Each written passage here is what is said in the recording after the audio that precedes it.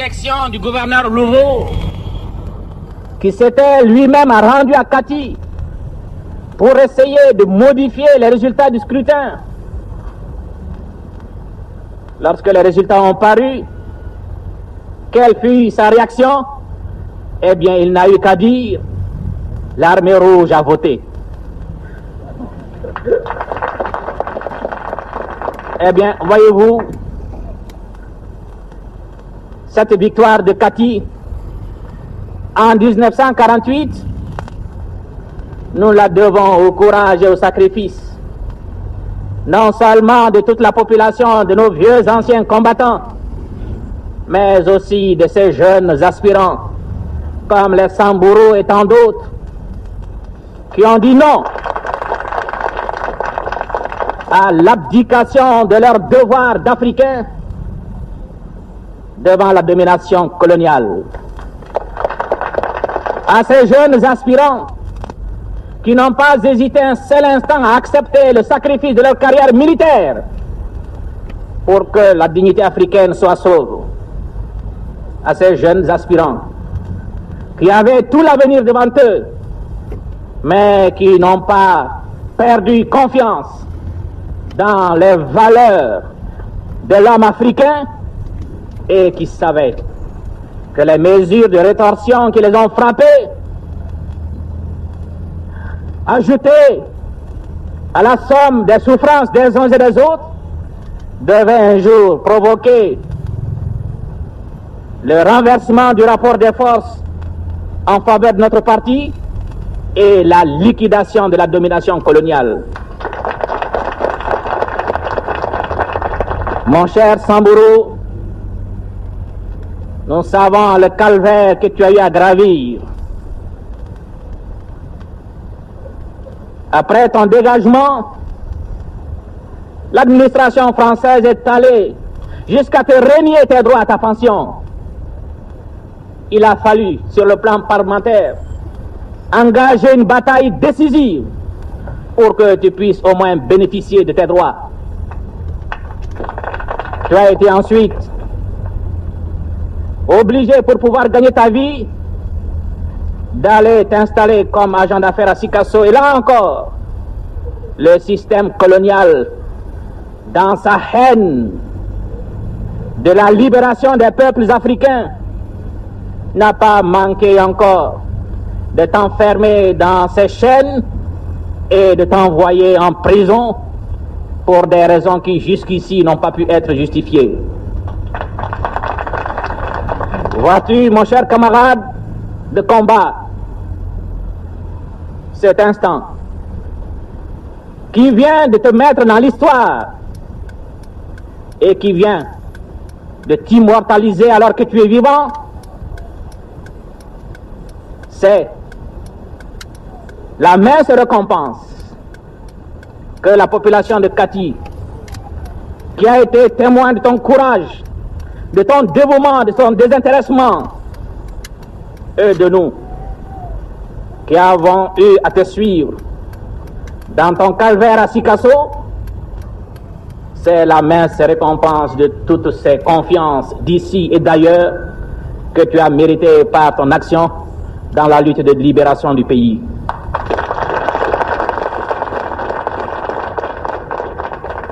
Cet exemple que la direction politique de l'Union soudanaise RDA a tenu à donner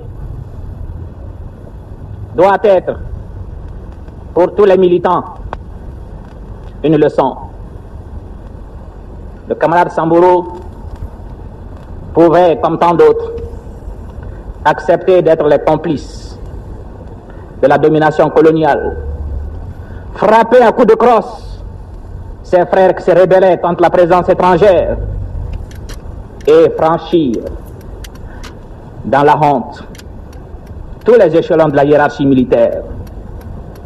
Mais il a renoncé à cela parce que son sang, sa naissance ne lui permettait pas cela, et parce que aussi, comme je l'ai dit tout à l'heure, il avait confiance en ses frères du Soudan. Eh bien, camarades, ceci veut dire qu'aucun sacrifice obscur ou même visible n'est jamais vain. Et que quand l'homme sait attendre, quand il s'est dévoué pour une cause, sans calcul aucun, tôt ou tard sa récompense viendra. Et il serait souhaitable que chacun s'inspire des leçons de cette cérémonie pour s'atteler plus que jamais à la construction nationale dans le dévouement absolu, avec un désintéressement total et dans le cadre de la discipline du parti. Certes, nous sommes des humains. Il n'est pas donné à tout le monde d'avoir cette ténacité dans les difficultés, d'avoir l'espoir toujours haut dans les privations, dans les misères, comme un Sambourou. Mais nous devons quand même pouvoir comprendre que notre parti, qui est né dans les difficultés, qui a grandi dans les difficultés, ne saura jamais, quelles que soient les tentations, faillir à sa mission. Il y a des hommes qui peuvent trahir leur mission. Il y a des hommes qui peuvent trahir leur serment. Mais le Malien, de tout temps, a été, même au service de la présence, ou même au service de la puissance coloniale, est demeuré toujours fidèle à son engagement, toujours fidèle à son serment. Ce que je peux vous dire en terminant, c'est que nous avons la chance, en République du Mali, d'avoir un peuple, quelle que soit l'ethnie ou la région où il s'est installé, nous avons la chance d'avoir un peuple qui a son passé. Et c'est justement en nous référant chaque fois à ce passé, fait de dignité, de gloire et d'honneur, que nous ne faillirons jamais à notre mission, parce que nous ne voudrons en aucun moment être en retrait dans la défense des libertés humaines et de la dignité de notre pays sur nos illustres aïeux. Officiers, sous-officiers, caporaux-chefs, caporaux et hommes de troupe, présents à Kati ou ailleurs, dans la République du Mali, nous vous demandons de considérer que l'honneur qui vient d'être fait à votre père, le lieutenant Sambourou Diakité, cet honneur réjaillit sur toute notre armée.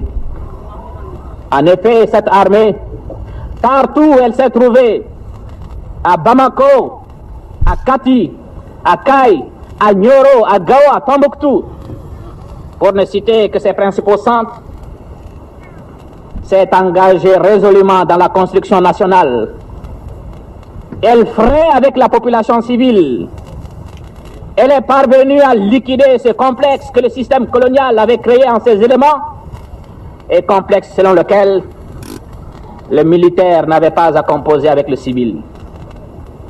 Cet hommage public, camarades de l'armée, je me devais de vous le rendre, parce que si aujourd'hui nous avons la fierté chaque fois de nous référer à notre jeune armée, c'est que vous avez compris votre rôle, qui est non seulement de défendre l'intégrité territoriale, l'unité nationale, mais aussi d'apporter dans votre secteur votre modeste contribution à la construction nationale.